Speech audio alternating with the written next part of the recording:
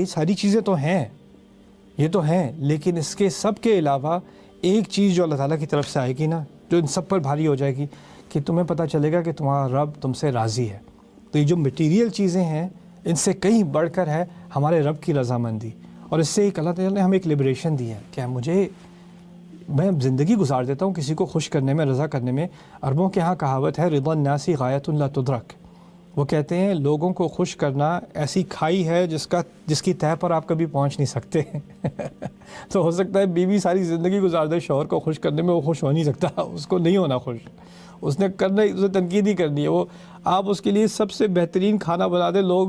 Flight لے کے ہیں آپ کا کھانا کھانے، شوہر کہے گا اس میں نمک کم ہے، اس میں نمک زیادہ ہے، اس میں یہ نہیں ہے، اس میں وہ نہیں ہے، وہ کیوں نہیں بنا دیا، یہ کیوں نہیں بنا دیا، اس کو نہیں ہوگا، سیٹسفائی نہیں ہوگا۔ کبھی کوئی بیوی ہوگی، آپ جو بھی کر لو،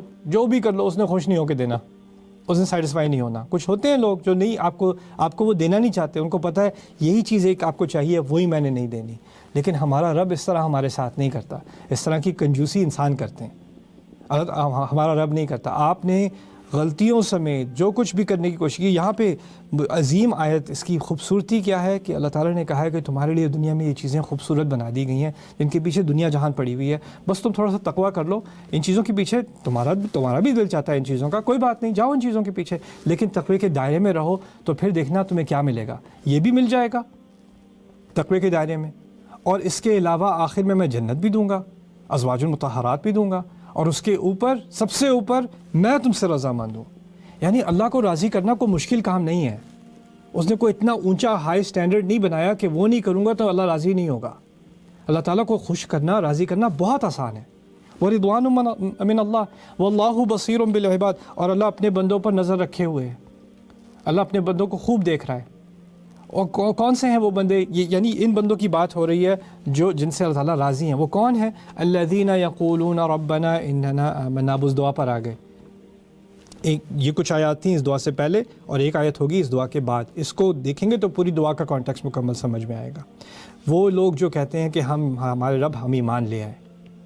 یعنی ہم ایمان لے آئے کہ آپ نے جو کہا ہے نا کہ جس دائرے میں رہو اسی میں ہم رہیں گے، ہم ایمان لے آئے کہ جو آپ کے نبی نے نصیحت کی ہے وہ صحیح کی ہے، وہی ہماری خیر ہے، اسی میں ہماری خیر ہے۔ ہم مان گئے کہ اس دنیا میں جو کچھ بھی ہے وہ عارضی ہے، ٹیمپریری ہے، اس کو ہم انجوائے کریں گے، لیکن اس میں ایسے نہیں پڑ جائیں گے کہ آخرت کے بارے میں بھول جائیں گے۔ ہم ایمان لے آئے، لیکن اس ایمان لانے کے باوجود ہم سے بھی غلطیاں ہوتی ہیں، ہم آگے ہو جاتے ہیں، پیچھے ہو جاتے ہیں، کبھی کچھ ایسی چیزیں کرتے ہیں جس میں ہمیں ندامت ہوتی ہے، خود پر عار آتی ہے کہ کیسے یہ حرکت کر دی میں نے، کیسے میں اس طرح گر گیا، کیسے میں اس طرح گر گئی۔ تو فاغفر لنا ذنوبنا،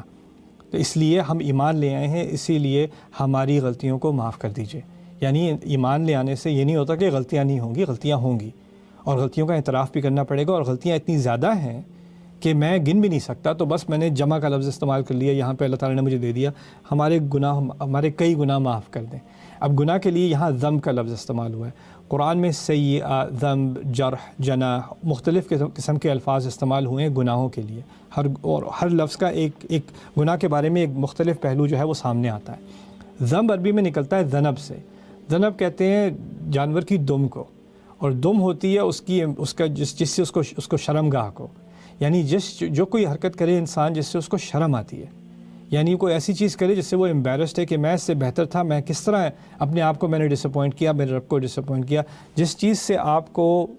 لگے کہ میں اس سے بہتر کر سکتا تھا اور اس پہ آپ کو شرمندگی ہو، اس کو ذنب کہا جاتا ہے۔ تو یہاں ذنوب سے بھی ایک اشارہ مل گیا ہمیں کہ جب ہم دعا کی استغفار کی دعا کر رہے ہیں تو ساتھ ہی ہمارے دل میں ایک شرمندگی بھی ہے ان چیزوں کے بارے میں جو ہم نے کی، اور شاید ایسی شرمندگی بھی کہ مجھے تو احساس بھی نہیں ہوتا کبھی کبھی کہ میں غلطی کر رہا ہوتا ہوں، تو ان سب کو میں نے جمع کر کے کہہ دیا فاغفر لنا ذنوبنا،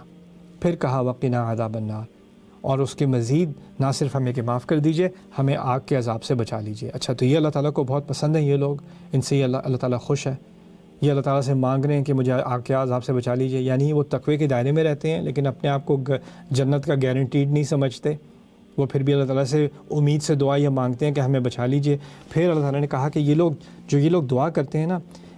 ان لوگوں کا ان کی شخصیت پر اثر پڑتا ہے، اور یہ اصل بات تھی آج کرنے کی آپ سے۔